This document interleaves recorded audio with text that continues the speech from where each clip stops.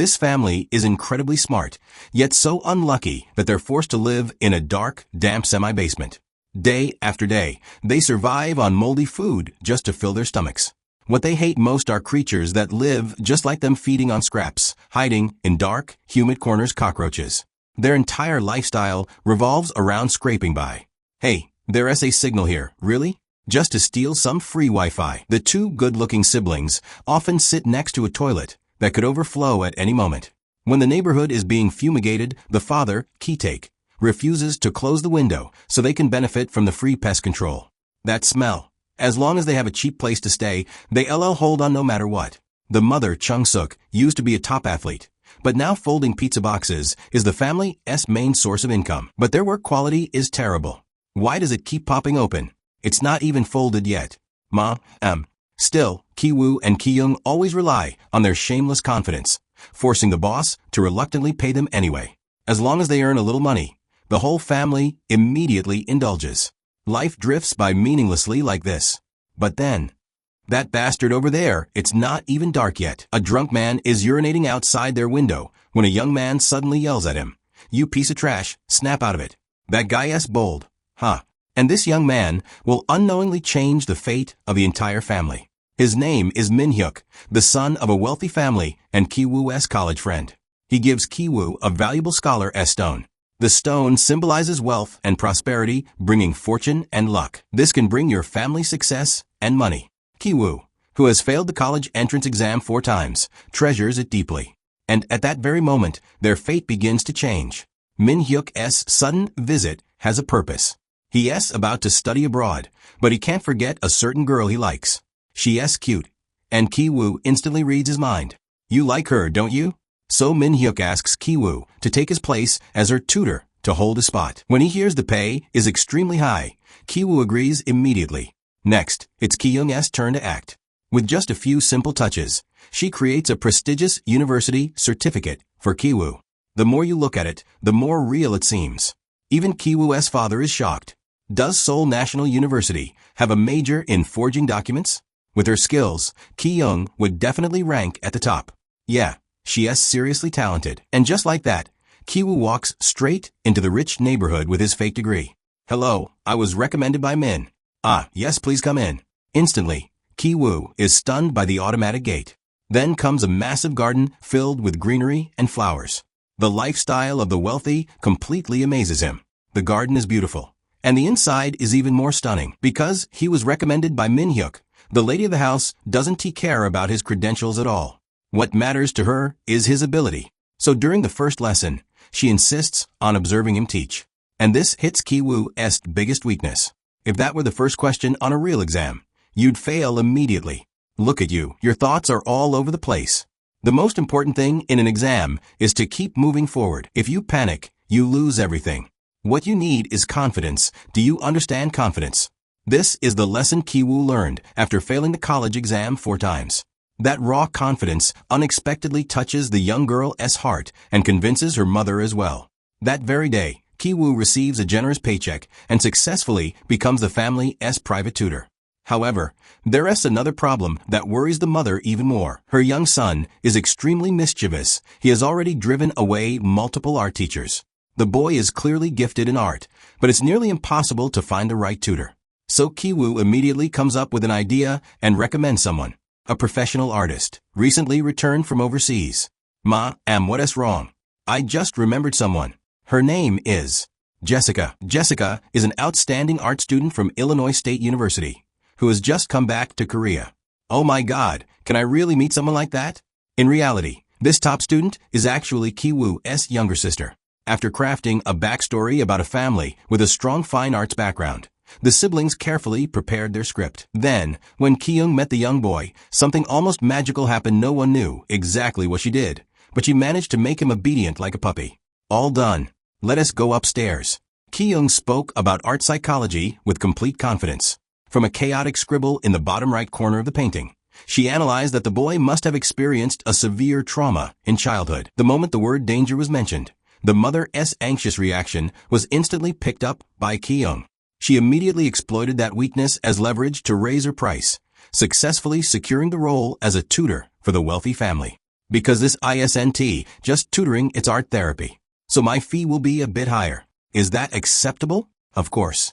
I should be thanking you. Meanwhile, another tutor, Kiwoo, was fully absorbed in teaching.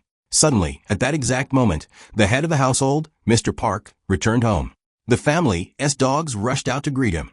Mr. Park, ever polite, asked the driver to take Ki-young home, then calmly walked upstairs, surrounded by the dogs. On the way back, Ki-young sensed that the driver was rude and had questionable intentions toward her. Without hesitation, she secretly slipped her underwear under the driver's seat. It was all part of a carefully planned scheme. The next day, the underwear was inevitably discovered by Mr. Park, who immediately grew suspicious and fired the driver on the spot. Didn't you say he was decent? Then why wouldn't he just pay for a motel room? Damn it, he's probably a pervert. After discussing it thoroughly, the couple decided to dismiss the driver. And of course, Ki-young overheard everything. Seizing the opportunity, Ki-young recommended a new driver to the lady of the house. A very safe and reliable driver.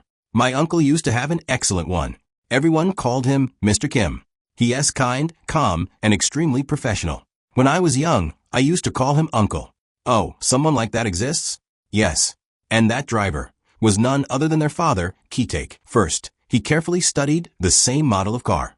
Then, dressed in a sharp suit, he confidently presented himself to Mr. Park. Drawing on years of driving experience, his mental map of the city, and his ability to make smooth turns without spilling a drop of coffee, Ki-taek completely impressed Mr. Park. Your turning skills are pretty good. Oh, that is just basic technique. Their final target was the longtime housekeeper, the Iron Lady of the household. She had worked there since the original owner, the architect who designed the house. She knew the place better than even the Park family. To remove her completely, Ki-young decided to use a more ruthless method. First, Kiwoo learned from the young daughter that the housekeeper was allergic to peach fuzz. So Ki-young stole a peach from a fruit stand and had Kiwoo scrape off the fuzz. Then, when the housekeeper wasn't paying attention, he lightly brushed it onto her. No, it can't be the peach. Meanwhile, Ki-taek had already been waiting for the right moment. He secretly took photos of the housekeeper at the hospital and exaggerated the situation. He reported it to the lady of the house. Why is she going to the hospital? Everything he said afterward followed a script the family had carefully written. Dad, your expression is too much, tone it down a little. Finally, with a serious face, Ki-taek fabricated a story that the housekeeper had tuberculosis. Tuberculosis? That's impossible. The lady of the house was still doubtful, but the more she thought about it, the more terrified she became. Oh, stop, don't say another word. Just as they were about to return home, Ki-young received the signal to act. So she casually walked past and performed a small trick behind the housekeeper's back.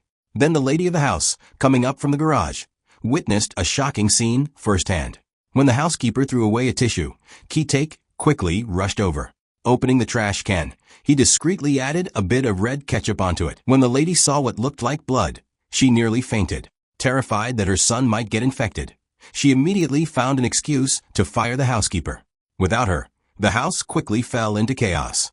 Seizing the moment, Ki-taek handed Mr. Park an elegant business card, introducing a premium, members-only household service company. This company serves members only, especially VIP families like yours. We provide premium services, such as housekeepers, nurses, and private drivers. Looking at the business card, Mr. Park is clearly impressed. But in reality, this is just another carefully engineered scheme by Ki-young. Hello, I'm a senior consultant. And just like that, their mother, Chung-suk, transforms into a high-end housekeeper for the wealthy family. From that moment on, the entire family successfully parasites their way into the household. Even though they work together flawlessly every single day, cracks begin to show flaws that can't be hidden. The young boy suddenly notices something strange. The driver, the housekeeper, and both tutors all smell the same. They all smell the same. Ki-taek brushes it off, saying it's probably because they all use the same soap. But Ki-young, the sharpest of them all, immediately realizes the truth. It's the smell of the semi-basement they live in. Only by leaving that place can they ever escape the smell of poverty. Ki-young voices the painful truth of their reality. So Ki-taek quickly changes the subject, raising a glass to celebrate. These days, they eat meat every day, and Ki-woo even seems more confident, more like a real man. When the drunk man shows up again, urinating nearby, Ki-woo is no longer weak like before. He picks up a stone, ready to act. That bastard. Wow, Ki-woo is fired up now. Just like Min-hyuk, He finally has the courage to defend his dignity. But they've forgotten something. Their confidence comes from deceiving a rich family. And slowly, they begin to lose themselves. That day, the wealthy family leaves for a camping trip. The moment they're gone, the Kim family completely lets loose. The parents lounge around on the sofa, sleeping in comfort. Ki-woo lies back, reading the young girl's diary under the sun. Ki-young relaxes in a luxurious bathtub, enjoying the high-end lifestyle. Chung-suk exercises on the lawn. The entire family takes over someone else's home, eating and drinking without a care.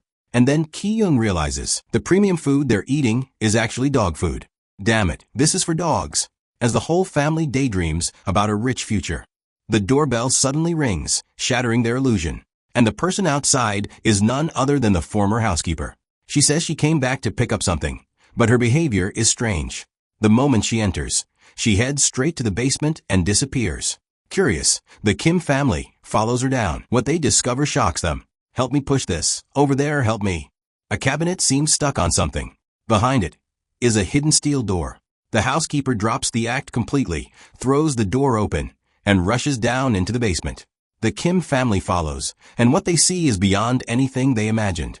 A man is living down there. I'm starving. Hurry, eat, eat. Who is this man on the brink of death? He turns out to be the housekeeper's husband. The bunker is fully equipped from electronics to a bathroom built as a secret shelter in case of war. Aside from the house's architect, only the former housekeeper knew about it. And this man is drowning in debt. He has been living there for 4 years, even before the Park family moved in. This couple has been parasitizing the house long before the Kims. So Ki-woo's mother decides to call the police. But at that exact moment, the hidden Kim family is discovered. Jessica, the driver Kim. What the hell is this? The former housekeeper instantly seizes the advantage, recording a video to blackmail them. Don't move or I'll send this to the lady of the house. Hands up, look at this disgusting family. Where's the husband? Here? The wife? Here? The son? Yes. The daughter? Yes. What a pathetic bunch. Unlike the Kim family, this couple is strangely obsessed with artistic ideals. This chaotic gathering completely destroys the artistic order of the house, infuriating them. So the couple begins reminiscing about the past, those moments filled with romance and artistic elegance. But as they get lost in their memories, they leave an opening, and the Kim family immediately seizes the chance. Ki-woo quickly deletes the video. Right at that moment, the phone suddenly rings. Hello? Yes, ma'am. Because of a heavy rain, the Park family's camping trip has been canceled. Mrs. Park wants the housekeeper to prepare a bowl of black bean noodles. They'll be home in 8 minutes. The Kim family instantly moves in perfect coordination. Ki-woo's mother starts cooking. Ki-woo and his father tie up the couple and drag them down to the basement. Meanwhile, Ki-young rapidly cleans up the mess. Suddenly, the staircase lights turn on. Mrs. Park and her children step into the living room. But at that exact moment, the former housekeeper manages to untie herself and makes a desperate escape attempt. However, Chung-suk quickly spots her, drags her back down to the basement, and locks her in. Then, out of nowhere, a strange humming voice echoes, sending chills down Ki-taek's spine. What are you doing? Feeding. What happens next shocks him. With every step Mr. Park takes, the man in the basement flicks the staircase lights on and off. It turns out these aren't motion sensor lights, it's his ritual of respect toward the homeowners. His way of expressing gratitude to Mr. Park. He even uses the lights to send Morse code messages. But Mrs. Park has no idea and believes the house might be haunted. This reminds her of a strange incident years ago. When her son was little, he used to sneak downstairs at night for snacks. One night, he nearly fainted in terror after seeing a ghost emerge from the basement. I heard him scream and ran downstairs, his eyes rolled back, his body convulsing, foam at his mouth. Since then, the boy has suffered from severe psychological trauma, but the Park family never realized that the ghost was actually a man living beneath their home. I feel perfectly comfortable down here. In the middle of the night, the young boy suddenly gets an idea. He runs outside in the rain and sets up a tent. This forces the entire Kim family to hide under the coffee table once again. Mr. and Mrs. Park lie on the sofa, cuddling, when suddenly they notice a familiar, unpleasant smell. Where is that smell coming from? What smell? That driver-esque smell. They begin talking about the strange odor on the driver. Like old fermented pickles. No, more like a dirty rag. And beneath the table, the Kim family's dignity is crushed. At that moment, resentment begins to grow inside Ki-taek. It isn't until midnight, when everyone is asleep, that the family can finally sneak out. Soaked in rain, they flee the wealthy neighborhood like stray dogs, ragged, miserable, and broken. But they have no idea. Something even worse is waiting ahead. The rain intensifies. Their home has already been flooded. Rainwater mixes with sewage, overflowing from drains and toilets. The stench is unbearable. Ki-young is completely devastated. Almost everything they own is destroyed. Yet the scholar's stone strangely floats to the surface, as if mocking them, a symbol that their dreams of wealth were nothing more than an illusion. But the consequences are even darker. The former housekeeper, after being kicked down the stairs by Chung-suk, dies in the basement from severe head trauma. And a bloody tragedy is quietly approaching. After the storm, the poor are left displaced and struggling to survive. But for the wealthy, it's a beautiful, sunny day. Mrs. Park immediately decides to host a lavish birthday party for her young son, inviting friends, family, and even Jessica, his art tutor. The daughter is invited to the party, and she brings Ki-woo along. But Ki-taek is suddenly told to work overtime. Even so, he remains uneasy. His biggest concern right now is the couple hidden in the basement. And, at that very moment, Mrs. Park catches that strange smell on him again. The disgust on her face is impossible to hide, and Ki-taek instantly realizes something. No matter how hard they try to cover it up, they will never be like the rich. All they receive in return is contempt and silent disgust. But Ki-woo is still blinded by illusion. In a state of panic, he takes out the scholar's stone. At the same time, he resolves to kill the couple in the basement, but the stone suddenly slips from his hands. Ki-woo is attacked from behind. The man grabs the stone and smashes it straight into his head. Now, like a beast driven by vengeance, the man charges into the crowd with a knife, brutally stabbing Ki-young. At that moment, the young boy sees the ghost from years ago and faints instantly from terror. Ki-woo's mother desperately fights back against the attacker. The rich mother carries Ki-woo away, fleeing the scene to save her son. Mr. Park orders Ki-taek to drive immediately, completely ignoring Ki-young as she bleeds out. In that moment, Ki-taek throws away the car keys, but they land beneath the wounded man's body. As Mr. Park retrieves them, he smells it again. Unable to bear it, he grimaces and covers his nose. That single gesture pushes Ki-taek over the edge. He suddenly snaps, grabs a knife, and stabs Mr. Park. Moments later, he regains his senses, unable to believe what he has just done. Then he runs away and disappears. A month later, Ki-woo survives and regains consciousness. But due to severe brain damage, he occasionally bursts into uncontrollable laughter. You have the right to remain silent. You also have the right to an attorney. Anything you say can be used against you in court. Why does he keep laughing like that? The case is concluded as a random attack by a homeless man against a wealthy family. Ki-woo and his mother receive suspended sentences for fraud and trespassing. But Ki-young is not so fortunate. The mystery of Ki-taek's disappearance becomes a hot topic across society, but over time, it slowly fades away. In reality, only Ki-woo knows where his father is. One day, 6 months later, Ki-woo climbs up a hill. Across from him stands the same mansion, now owned by a wealthy European family. He waits until late at night, and finally sees it. Morse code flashing through the lights. Dash, dash, my son. After escaping, Ki-taek returned to hide in the basement. Once the previous family moved out, he secretly buried the housekeeper's body in the yard. When the new owners arrived, he survived by scavenging food at night. Every night, he sends Morse code signals, hoping that one day Ki-woo will see them. When Ki-woo realizes his father is still alive, he suddenly forms a plan. He decides to abandon all unrealistic dreams, to work hard, go to college, and build a real future. One day, he will buy back that mansion, bring his mother there, and become truly wealthy. And when that day comes, his father will finally be free. But it's only a plan. Until that day comes, please stay healthy, father. Your son. And with that, the film comes to an end.